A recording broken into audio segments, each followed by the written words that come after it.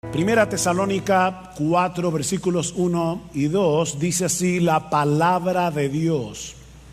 Por lo demás, hermanos, os rogamos pues y os exhortamos en el Señor Jesús, que como habéis recibido de nosotros instrucciones acerca de la manera en que debéis andar y agradar a Dios, como de hecho ya andáis, así abundéis en ello más y más. Pues sabéis qué preceptos os dimos por autoridad del Señor Jesús. Todo cristiano que tome en serio su cristianismo se arriesga a ser etiquetado como fanático. No voy a preguntar a cuántos de ustedes aquí alguna vez en su vida cristiana le han llamado fanático, pero estoy seguro que probablemente muchos de ustedes levantarán la mano. Ahora, ¿saben lo triste de esto, mis hermanos? Que no solo el mundo incrédulo suele etiquetar a cristianos que toman en serio su vida cristiana como fanáticos, sino que a veces eso ocurre dentro de la iglesia. Dentro de aquellos que profesan ser creyentes. Sin embargo, existe una enorme diferencia entre un cristiano piadoso, entre un cristiano maduro y un fanático. Se trata de dos categorías tan distintas entre sí que yo me atrevo a afirmar sin lugar a dudas que es imposible que un fanático llegue a madurar espiritualmente a menos que abandone su fanatismo. Déjenme repetirles eso otra vez. Son dos categorías tan distintas que es imposible que un creyente pueda seguir creciendo, pueda seguir madurando espiritualmente a menos que abandone su fanatismo. El problema, mis hermanos, es que si no sabemos distinguir unos de otros, podemos etiquetar de fanático a un creyente al que deberíamos estar imitando. Yo me pregunto, ¿en cuántas de nuestras iglesias Pablo habría sido considerado un fanático? ¿O María de Betania? ¿O el mismo Señor Jesús?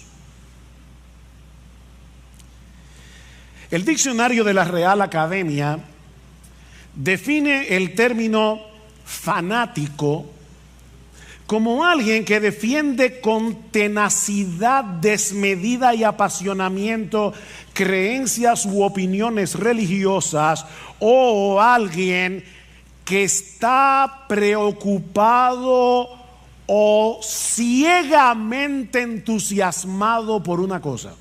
La palabra ciegamente es importante aquí. Si juntamos todo esto, el fanático es un individuo que posee un entusiasmo ciego, es decir, sin ninguna base racional por creencias u opiniones religiosas que él defiende con una tenacidad desmedida. R.C. Sproul lo define, esta me encanta, como una persona que habiendo perdido de vista su meta, redobla sus esfuerzos por alcanzarla. Una persona que habiendo perdido de vista su meta, redobla sus esfuerzos por alcanzarlas. En otras palabras, él va corriendo hacia ningún sitio y al del que se le mete en el medio. Eso es un fanático. Hermanos, la verdadera piedad también es apasionada. La verdadera piedad es fervorosa, pero a diferencia del fanatismo se trata de una pasión y de un fervor bien informado, bien dirigidos. Usando como referencia la definición de Sproul, el creyente piadoso también se esfuerza para alcanzar una meta, pero no es un entusiasmo ciego, sino que surge de una fe que descansa en lo que Dios ha revelado de sí mismo y de nosotros como cristianos en su palabra. Este creyente, y yo espero poder estar hablando de ti esta mañana. Este creyente quiere vivir su vida de tal manera que esa meta trazada por Dios mismo, esa meta suprema, gobierne todo lo que hace, cada decisión que toma, la forma como se relaciona con los demás, absolutamente todo. Ahora, ¿cuál es esa meta? Trazada por Dios. O déjame ponértelo de otra manera. Si tú eres cristiano, si tú profesas ser cristiano, ¿qué es lo que Dios quiere de ti? Bueno, lee otra vez conmigo el versículo 1. Por lo demás, hermanos, os rogamos pues y os exhortamos en el Señor Jesús, que como habéis recibido de nosotros instrucciones acerca de la manera en que debéis, no es una opción, no es una sugerencia, en que debéis andar y agradar a Dios, como de hecho ya andáis, así abundéis en ello más y más. La meta suprema del creyente, es decir, la tuya, si tú eres cristiano, es vivir para agradar a Dios. La meta suprema del cristiano es vivir para agradar a Dios. Eso era lo que Pablo les había enseñado a estos nuevos creyentes en Tesalónica. Vieron en el versículo 1, como dicen en la mitad, que como habéis recibido de nosotros instrucciones, o sea, ya ellos habían sido instruidos cuando Pablo, Silas y Timoteo visitaron la ciudad de Tesalónica por primera vez. Ahora, recuerden, hermanos, que Pablo y su equipo misionero solo estuvieron unas pocas semanas en Tesalónica antes de tener que salir de la ciudad por la persecución que se desató contra ellos.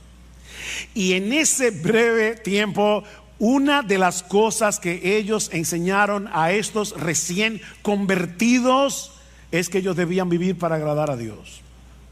De hecho, Pablo les recuerda en el capítulo 2, si van conmigo por favor al capítulo 2, en el versículo 10, Pablo dice: vosotros sois testigos y también Dios de cuán santa, justa e irreprensiblemente nos comportamos con vosotros los creyentes, así como sabéis de qué manera os exhortábamos, alentábamos e implorábamos a cada uno de vosotros como un padre lo haría con sus propios hijos, para que anduvierais como es digno del Dios que os ha llamado a su reino y a su gloria. Eso fue lo que Pablo, Silas y Timoteo le enseñaron a estos tesalonicenses recién convertidos en las pocas semanas que tuvieron allí.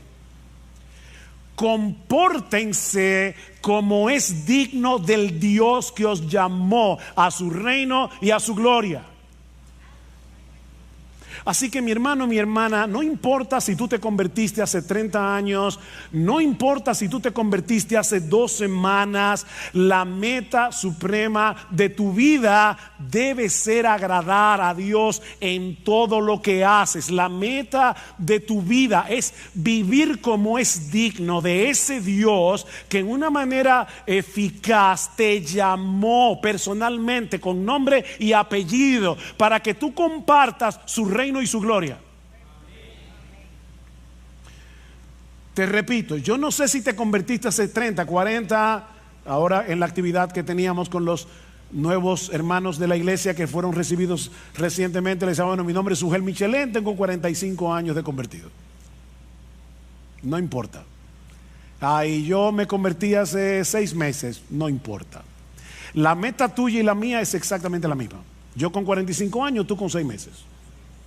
Vivir para agradar a Dios. Vivir como es digno de ese Dios que nos llamó a ser parte de su reino y de su gloria. En otras palabras, como bien señala un comentarista, debemos vivir en este mundo caído, déjame ponértelo más fácil, según las directrices, los valores, las prioridades y la gloria de tu destino final. Eso fue lo que Pablo, Timoteo y Silas enseñaron a estos creyentes de Tesalónica tan pronto vinieron a Cristo en arrepentimiento y fe. Y ahora que Pablo les escribe esta carta, les dice exactamente lo mismo. Versículo 1 otra vez: por lo demás, hermanos, os rogamos de nuevo y os exhortamos en el Señor Jesús de nuevo, que como habéis recibido instrucción cuando nosotros estábamos con ustedes personalmente en la ciudad, ahora les repito, vivan agradando a Dios. Otra vez, Pablo les ruega. Esa palabra significa pedir encarecidamente. Yo les pido encarecidamente y luego los exhorta. Esta palabra tiene muchas acepciones en el idioma original, pero podemos traducirla aquí: os ordenamos, como un capitán lo hace con su tropa. Piénsenlo así: que vivan para agradar a Dios.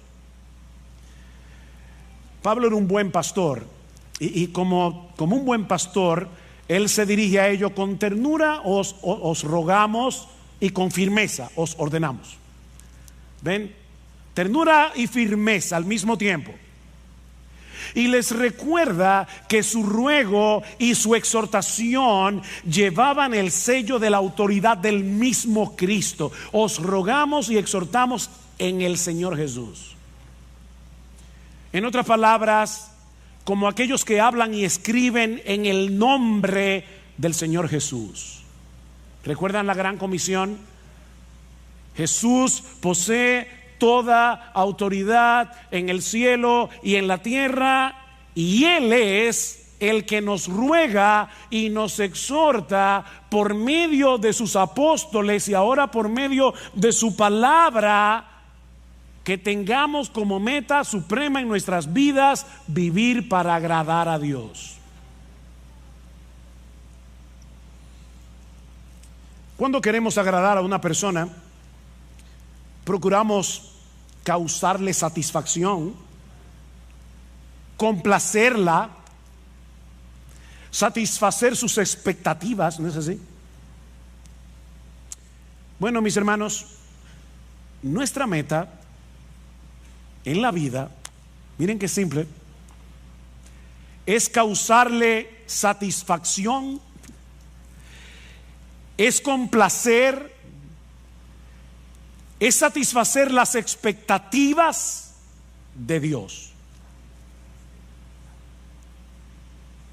Esa es nuestra meta, según lo que Él nos ha revelado en su palabra, no según lo que a mí me parece. Nuestra meta, mis hermanos, no es agradarnos a nosotros mismos. Nuestra meta obviamente no es agradar al mundo. De hecho, Pablo nos dice en Gálatas capítulo 1 versículo 10 que no se puede vivir agradando a Dios y agradando al mundo al mismo tiempo. Eso no se puede. Dice: pues busco ahora el favor de Dios o el de los hombres, pregunta Pablo, o trato de agradar a los hombres. Pues si todavía agradara a los hombres, no sería siervo de Cristo. No se puede ser siervo de Cristo y vivir tratando de agradar a los hombres. Esas dos metas son incompatibles. Es como tratar de ir a Santiago y a Samaná al mismo tiempo. No se puede. Por otro lado, esta meta excluye vivir la vida cristiana en automático. ¿Y eso qué significa? Bueno, tratar de cumplir con una serie de reglas, de deberes, por las reglas y por los deberes en sí mismos. ¿Por qué tú viniste a la iglesia hoy? ¿Por qué cuando los hermanos estaban cantando tú estabas cantando? Porque es lo que se espera de ti como cristiano.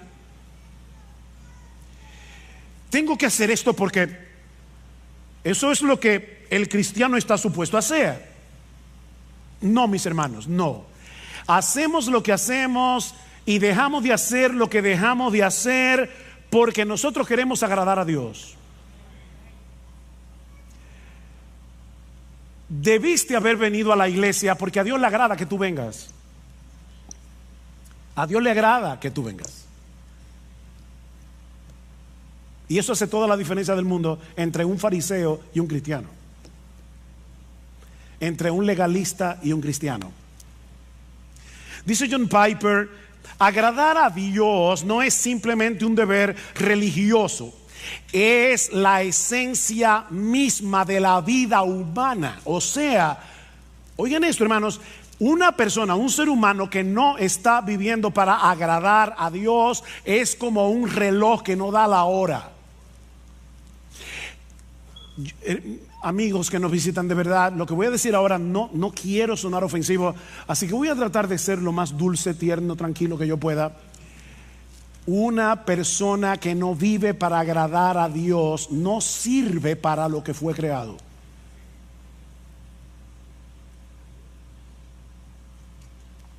Porque agradar a Dios es la esencia de la vida humana.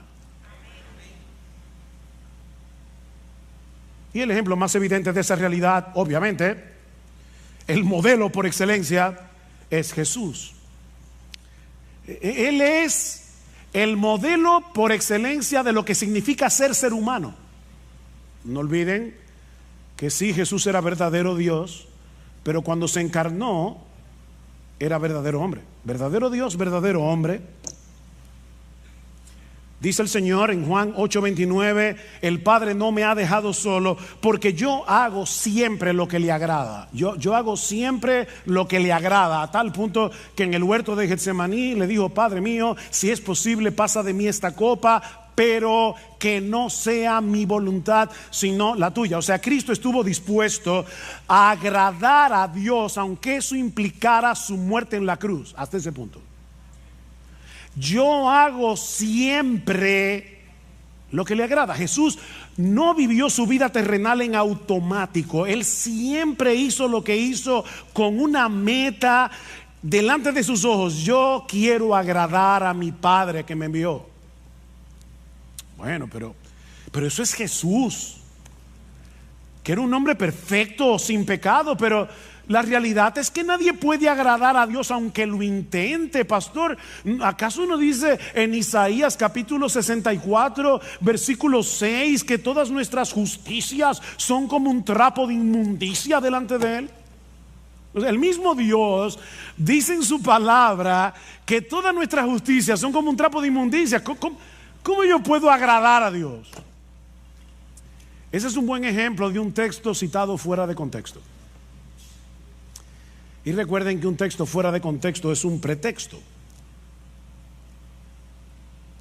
Si tú lees con cuidado los capítulos que rodean Isaías 64:6, te vas a dar cuenta que Dios está hablando aquí de aquellos que presentaban sus sacrificios sin estar acompañados de una fe sincera y sin tomar en cuenta lo que Dios había prescrito en su palabra acerca de estos sacrificios. En otras palabras, estos israelitas pensaban que el mero hecho de practicar un ritual, el mero hecho de presentar un sacrificio y presentarlo como les diera la gana, eso era suficiente.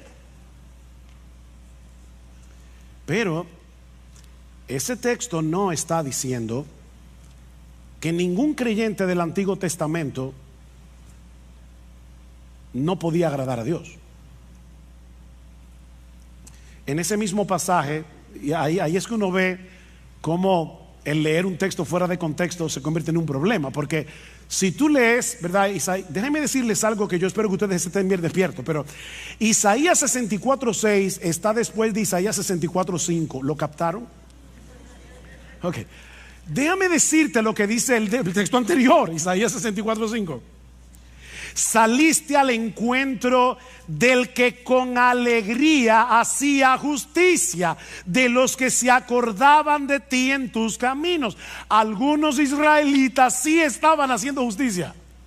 Y esas justicias no eran un trapo de inmundicia. ¿Y quiénes eran esos israelitas cuyas obras no eran trapo de inmundicia? Bueno, déjame darte ahora algo más profundo. Isaías 64:6 está después de Isaías 64:5, e Isaías 64:5 está después de Isaías 64:4. Hoy estoy profundo. Y en Isaías 64:4 dice que los que agradan a Dios son aquellos que esperan en Él. Son aquellos que no están tratando de ganarse el favor de Dios a través de sus sacrificios. Son hombres y mujeres que esperan en Dios. De manera, mis hermanos, que si tú le estás predicando el evangelio a una persona que está tratando de ganarse la salvación, que está tratando de ganarse el cielo, está tratando de ganarse el favor de Dios a través de sus obras y no por medio de la fe, tú puedes citarle sin problemas Isaías 64:6 y decirle: ay, lamento decirte que todas tus obras de justicia son como un trapo de inmundicia delante de Dios, no te sirven para nada. Pero si estamos hablando con un creyente justificado solo por gracia, solo por Cristo y solo por medio de la fe, que en dependencia del Espíritu Santo está tratando de agradar a Dios, este versículo no aplica. No aplica. En el mismo texto en el que Pablo dice que la salvación es por gracia, por medio de la fe y no por obras, para que nadie se gloríe, Pablo termina diciendo que somos hechura suya, creados en Cristo Jesús para buenas obras, las cuales Dios preparó de antemano para que anduviésemos en ellas. El cristiano no está tratando de agradar a Dios para ganarse algo, no está tratando de agradar a Dios para ganarse el cielo, para ganarse su favor, sino porque ya fue favorecido de pura gracia, aunque él no lo merecía, porque él confió en la persona y la obra de Cristo. Este creyente quiere vivir para agradar a Dios dependiendo de la misma gracia que lo salvó. ¿Ven? Él es salvo por gracia, obediente por gracia, hace buenas obras por gracia. Él está dependiendo de la misma gracia que lo salvó. 1 Corintios 15:10, Pablo dice: por la gracia de Dios yo soy lo que soy. Su gracia no ha sido en vano para conmigo. O sea, su gracia ha estado operando en mí para que yo haga todo lo que hago. Es su gracia. En otras palabras, yo quiero convencerte en esta mañana de que tú puedes agradar a Dios. Podemos agradar a Dios porque ya Dios nos capacitó para agradarlo y puso en nosotros por su Espíritu el deseo de hacerlo. Nos capacitó y nos motiva. Uno de los pasajes del Nuevo Testamento que mejor expresa esa misteriosa interacción entre el obrar de Dios y nuestro obrar, y de paso es uno de mis textos favoritos del Nuevo Testamento, es Hebreos capítulo 13 versículo 20 y 21, en una doxología donde Pablo expresa lo siguiente: y el Dios de paz, que resucitó de los muertos a nuestro Señor Jesucristo, el gran pastor de las ovejas, por la sangre del pacto eterno, os haga, ese buen pastor, os haga aptos en toda buena obra, para que hagáis su voluntad. Ahora el misterio: haciendo Él en vosotros lo que es agradable delante de Él por Jesucristo. Haciendo Él en vosotros lo que es agradable delante de Él por Jesucristo, al cual sea la gloria por los siglos de los siglos. Amén. Nuestro gran pastor no solo derramó su sangre por nosotros en la cruz para el perdón de nuestros pecados, sino que ahora Él continúa fortaleciéndonos, Él continúa capacitándonos internamente. Él continúa manteniendo viva nuestra fe para que podamos hacer lo que es agradable para Dios. Insisto en lo de la fe porque la Biblia dice en Hebreos capítulo 11 versículo 6 que sin fe es imposible agradar a Dios. Él está obrando en nuestro obrar y a Dios le agrada ver la obra de su Hijo en nuestro obrar. O como dice Pablo en Filipenses 2:13, Él es el que está produciendo en nosotros el querer como el hacer por su buena voluntad. Esas obras que hacemos en unión con Cristo, en dependencia de Cristo, por el poder de Cristo, no son trapos de inmundicia. No son trapos de inmundicia. De manera que si tú eres un creyente, un verdadero creyente, no solamente puedes, es que tú debes vivir agradando a Dios. No vivas tu vida cristiana en automático, por inercia, haciendo ciertas cosas, dejando de hacer otras, porque eso es lo que se espera de una persona que dice ser cristiana. O sea, no sea como el esposo que el día del aniversario le lleva un ramo de rosas a su esposa porque vio en un anuncio que esa era una de las cosas que un esposo puede hacer para que la esposa no esté malas el día del aniversario. Ay, gracias mi amor por ese ramo de rosas. No, no te preocupes, es mi deber. Mira, créeme, a tu esposa no le va a hacer ninguna gracia. Porque lo que hace feliz a tu esposa no es el ramo de rosas, es tu deseo de agradarla. Como ella entiende, ¿verdad? El agrado.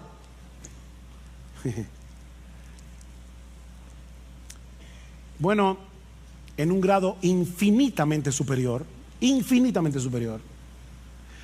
todo aquel que sabe que fue elegido por Dios el Padre para salvación desde antes de la fundación del mundo, todo aquel que sabe que Dios el Hijo derramó su sangre en una cruz para el perdón de nuestros pecados, todo aquel que sabe que Dios el Espíritu Santo le cambió su corazón, le dio nueva vida para que pudiera arrepentirse y creer en Cristo, debe anhelar de todo corazón vivir para agradar a aquel que lo amó de ese modo.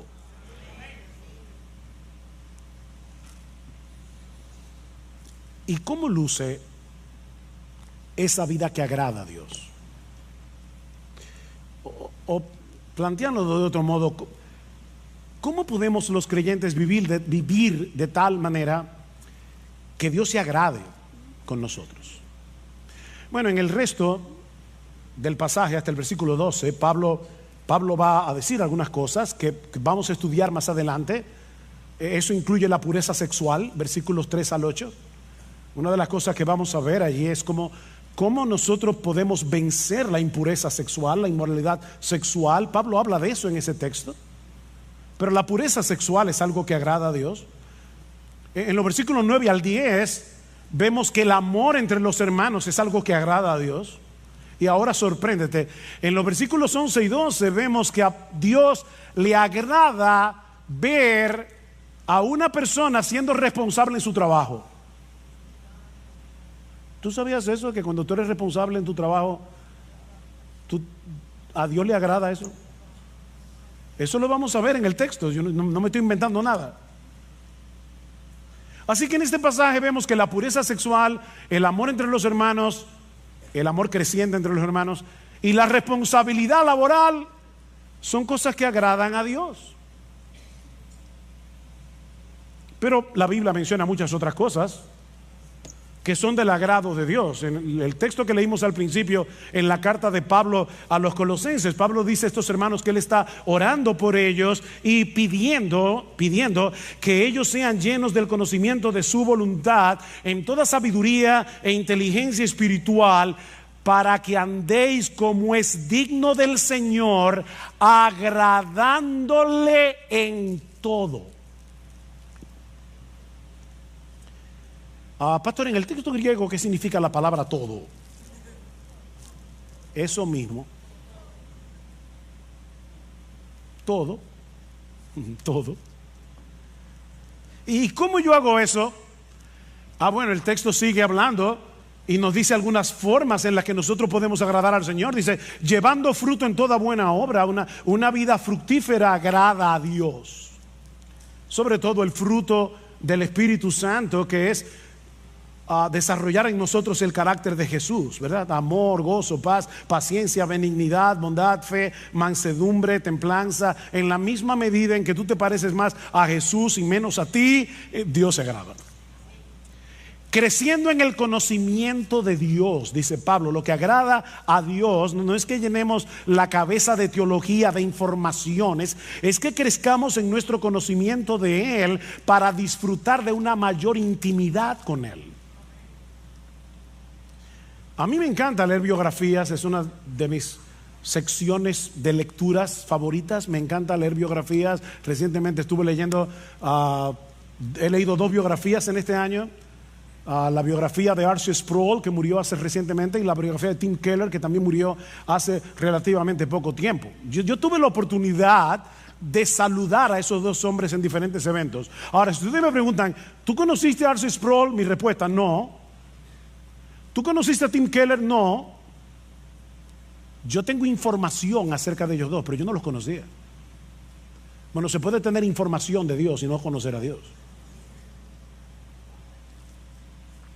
Pero Pablo sigue diciendo, o sea, la vida fructífera agrada a Dios, crecer en el conocimiento de Dios, obviamente agrada a Dios. Pregúntale a tu esposa, esposo, si a ella no le agrada que tú crezcas en tu relación con ella. Pero en tercer lugar, fortalecidos con todo poder conforme a la potencia de su gloria, para toda paciencia y longanimidad, es decir, para toda paciencia y perseverancia, sobre todo en medio de las presiones, en medio de las pruebas. ¿Sabes qué, mi hermano? Cuando tú estás sufriendo, cuando tú estás en medio de una gran aflicción y por obra del Espíritu Santo en ti que te capacita, tú soportas la aflicción en el poder que viene de Dios. Eso agrada a Dios. Ese texto me fue una tremenda bendición esta semana. Estaba muy agobiado en mis pensamientos con varias cosas, y me alegra que en uno de los salmos dice: ¿quién me diese alas de águila y vuele a tal? Yo no sé dónde. ¿Verdad que hay momentos que uno quiere desaparecerse del mapa? ¿O a ti no te pasa? Y con ese sentimiento en mi corazón, créame, vino ese texto a mi mente. Y yo dije: no, Padre, perdóname. O sea, el asunto aquí no es huir, no es escapar, es fortalecerme en ti. Porque cuando yo hago eso, a ti te agrada, a ti te agrada que en la prueba, en el dolor, me fortalezca en Dios. Eso agrada a Dios.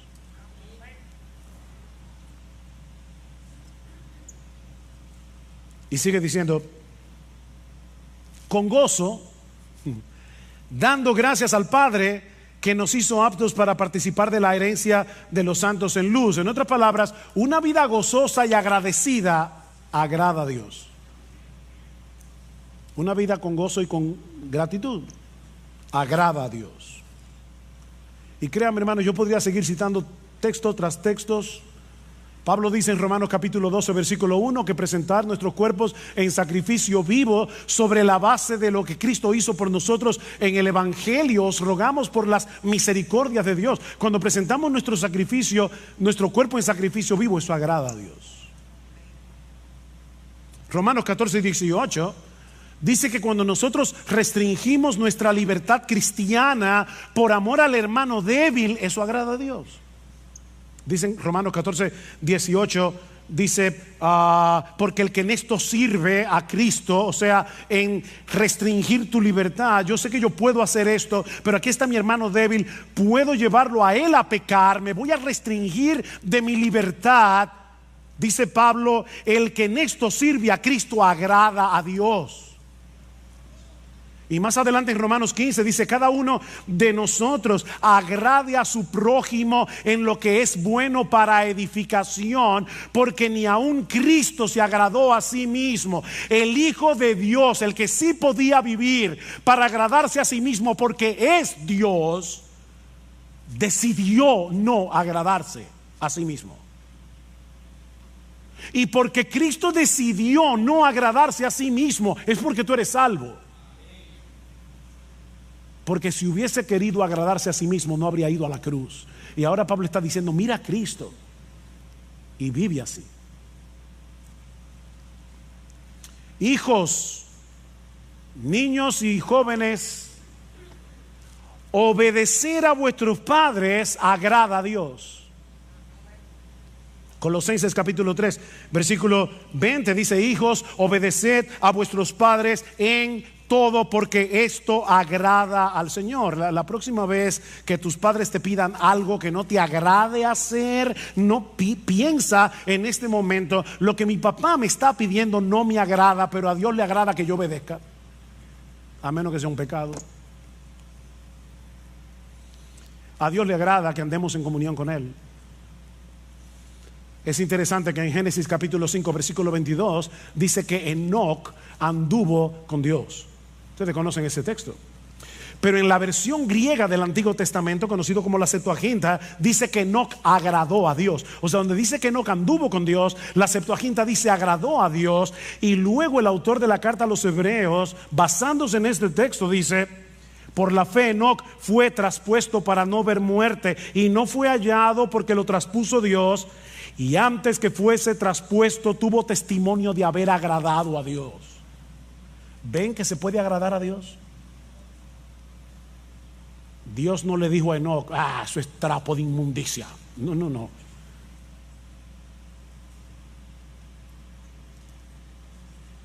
A Dios no le agrada que tú tomes tu Biblia y la leas como un fariseo porque hay que leer la Biblia. No, Él quiere que tú quieras tener comunión con Él, leyendo su palabra, que quieras tener comunión con Él en oración, que te pases el día viviendo con Dios, andando con Dios en el día a día. Eso agrada a Dios. A Dios le agrada que los pastores prediquemos fielmente su palabra.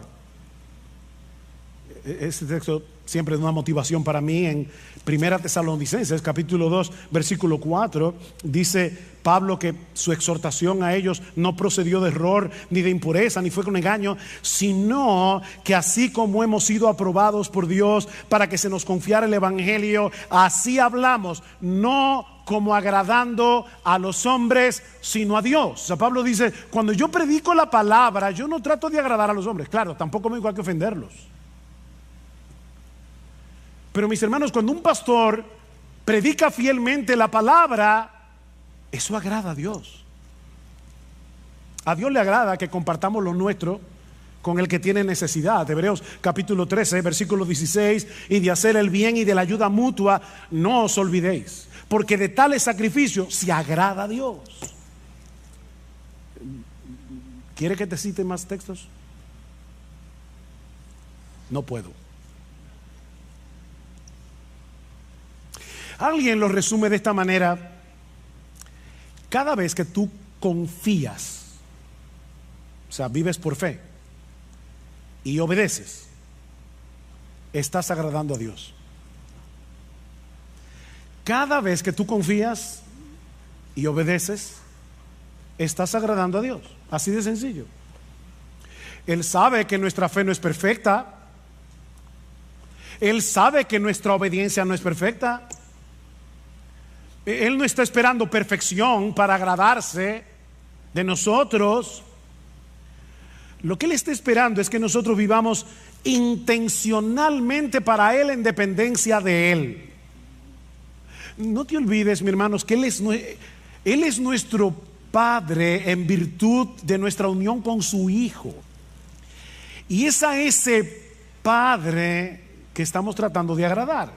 ¿Tú te imaginas a un padre sensato, normal, con buen juicio, mirando con desagrado la tarjeta de cumpleaños que le hizo su niña de 5 años porque no le gustó el color de la cartulina o porque tuvo una falta de ortografía. Es absurdo, ¿verdad? Bueno, parece que algunos cristianos se imaginan a Dios mirándonos de esa manera. No me gustó el color de la tarjeta. Trapo de inmundicia. A.W. Tozer dice: de la falta de comprensión adecuada de Dios surge un mundo de infelicidad entre los buenos cristianos de hoy, un mundo de infelicidad. Y luego añade: se piensa que la vida cristiana consiste en llevar una cruz sombría y sin alivio bajo la mirada de un padre severo que espera mucho y no excusa nada. Un padre austero, malhumorado, muy temperamental y extremadamente difícil de complacer. ¿Te ha pasado eso por la cabeza? ¿Has visto alguna vez a Dios así? Ese no es el Dios de la Biblia. Ese no es el Dios que se nos revela en la Escritura como el Padre de nuestro Señor Jesucristo y que ha venido a ser ahora nuestro Padre por causa de nuestra unión con Él. Si eres creyente, mi hermano, ahora tú estás vestido con la ropa de gala de la justicia perfecta de Jesús, y por lo tanto tus intentos de agradar a Dios no son un trapo de inmundicia, es la ropa de Jesús. Pedro dice en su primera carta que los cristianos ofrecemos a Dios sacrificios espirituales que son aceptables a Dios por medio de Jesucristo. Yo he oído hermanos que le da vergüenza cantar en voz alta porque no cantan bien, o ellos creen que no lo voy a juzgar ahora, ¿verdad? O sea, ellos creen que nacieron con oreja pero no con oído musical y prefieren cantar bajito. Mira, canta.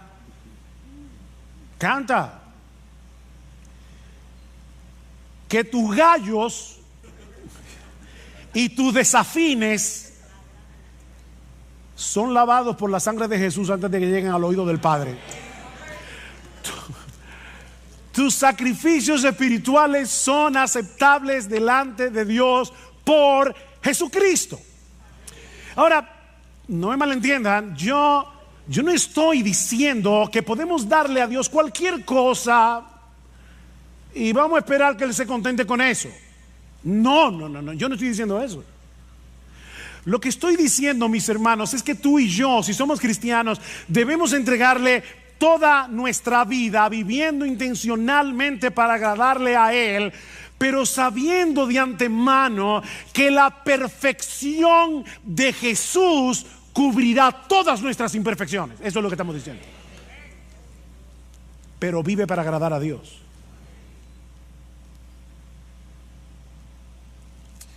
Pero el texto no termina ahí. Hay una segunda enseñanza en este pasaje. Ya vimos que la meta suprema del cristiano es vivir para agradar a Dios. Pero mucho más brevemente, no os preocupéis, mucho más brevemente, este texto también nos enseña que vivir para agradar a Dios es una meta en constante crecimiento. ¿Qué dice el texto? Por lo demás, hermanos, os rogamos, pues os exhortamos en el Señor Jesús, que como habéis recibido de nosotros instrucciones acerca de la manera en que debéis andar y agradar a Dios, como de hecho ya andáis, así abundéis en ello más y más. Que abunden en eso.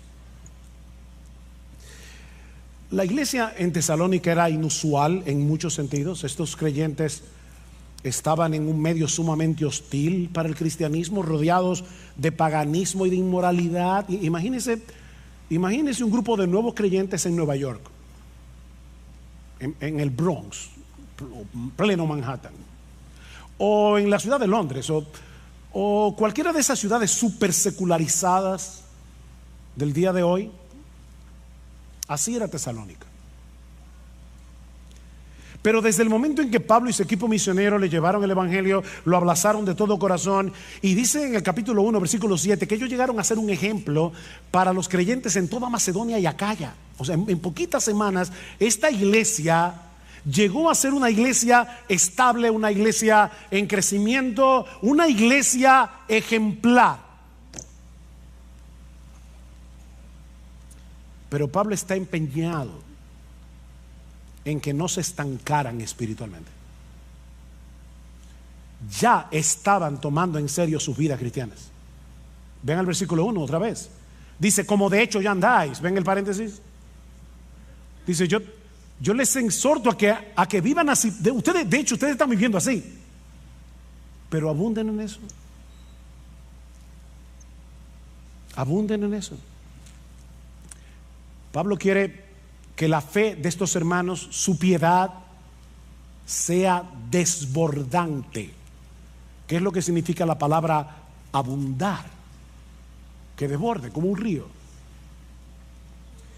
Es la misma palabra que aparece tanto en capítulo 3, versículo 12, como en el capítulo 4, versículo 9 y 10, cuando Pablo dice, ustedes ya se aman mutuamente, pero abunden en eso. Ámense más.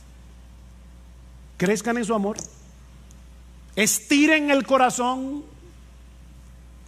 Bueno, lo que Pablo está diciendo es, ya ustedes están viviendo una vida que agrada a Dios.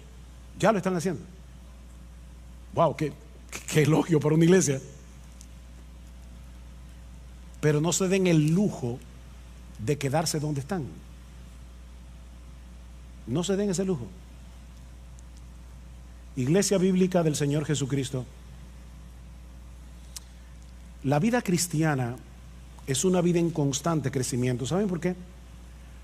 Porque la meta es llegar a ser igualitos a Jesús. Y eso nunca va a pasar de este lado del cielo. La meta es parecernos a nuestro precioso Señor. En ese sentido, el mismo Pablo es un buen ejemplo a imitar. Escribiendo a los filipenses, Pablo, hermano, Pablo. Algunos dicen que después de Jesús no ha habido en toda la historia de la iglesia un cristiano como Pablo. No ha habido un predicador como Pablo. No ha habido un hombre más apasionado con el evangelio que Pablo. No ha habido un hombre más capaz de sufrir por Cristo que Pablo. Y Pablo dice, yo sigo avanzando por ver si logro asir, o sea, agarrar aquello para lo cual yo también fui asido por Cristo Jesús. Cristo me agarró para algo y mi meta es cumplir eso para lo que Cristo me agarró. Yo no sé para qué Cristo te agarró a ti, mi hermano, pero escucha a Pablo. Dice, hermanos, yo mismo no pretendo haberlo ya alcanzado, pero una cosa hago. Un hombre de una sola cosa, una sola meta. Una cosa hago, olvidando ciertamente lo que queda atrás y extendiéndome a lo que está delante. Prosigo a la meta, al premio del supremo llamamiento de Dios en Cristo Jesús. ¿Han visto esos corredores cuando están llegando a la meta, sacan el pecho para ser los primeros que rompan la cosa esa, no sé cómo se llama, la cinta? Bueno, eso es lo que Pablo está diciendo. Yo estoy corriendo, pero es con el pecho afuera. Yo quiero romper esa cinta. Bueno, si Pablo no pretendía haberlo alcanzado, saca tu conclusión. Mis hermanos, eso no es fanatismo. Eso no es fanatismo. Yo le dije al principio, me pregunto si Pablo hubiera sido considerado como un fanático por cristianos de una iglesia. Es que tú sabes que Pablo es como que, yo no sé, como que se coge la cosa muy en serio. De verdad, yo creo que Pablo hubiera sido considerado como fanático en nuestras iglesias. Pero mis hermanos, eso no es fanatismo, eso es cristianismo, puro y simple. Ni siquiera quiero que piensen en cristianismo radical. No, quítenle lo radical. Eso es cristianismo sin apellido. Eso es ser cristiano. Vivir para agradar a Dios. Eso es ser cristiano. Ese no es el privilegio de unos cuantos cristianos super espirituales. Una casta que hay en la iglesia. Me llama la atención que escribiéndole a los corintios, nada más y menos que a los corintios, era una iglesia tan madura, una iglesia llena de problemas. Y en esa carta Pablo compara la vida cristiana práctica con una carrera. ¿Y saben lo que Pablo le dice a esos cristianos de Corinto, de una iglesia tan mala? Corran esta carrera de tal manera que si uno solo va a ser el que se lleve el premio, que seas tú. Vive así. Estamos aquí todos juntos en esta carrera. IBCJ, miembros de IBCJ, todos estamos aquí corriendo. Y ya nos anunciaron que uno solo se va a llevar el premio. Uno solo. Mira, corre. Ah, no, yo sé que va a ser, seguro que va a ser uno de los pastores. No. Porque el mismo Pablo dice en ese texto, yo sigo corriendo y trato de correr bien, no sea que habiendo sido yo heraldo para muchos, después yo sea descalificado en la carrera. Cualquiera de nosotros puede ser que descalificado aquí.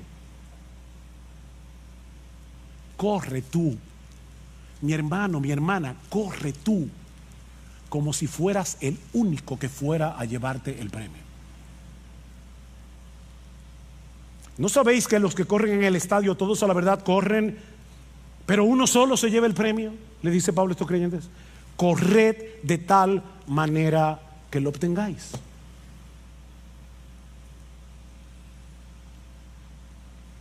De nuevo, mi hermano, mi hermana, yo no sé cuántos años tienes que te convertiste al Señor. ¿10 años? ¿30 años? ¿45 años? ¿15 días? ¿Fue ayer? La meta suprema de tu vida no puede ser otra que procurar intencionalmente agradar a Dios en todo lo que haces. No para ganarte nada de Dios, no para ganarte su favor, no, sino porque ya fuiste favorecido gratis por causa de Jesús. Alguien dijo, y me encanta esta frase, la he repetido otras veces en este púlpito: no trates de impresionar a Dios, que ya Cristo lo impresionó por ti.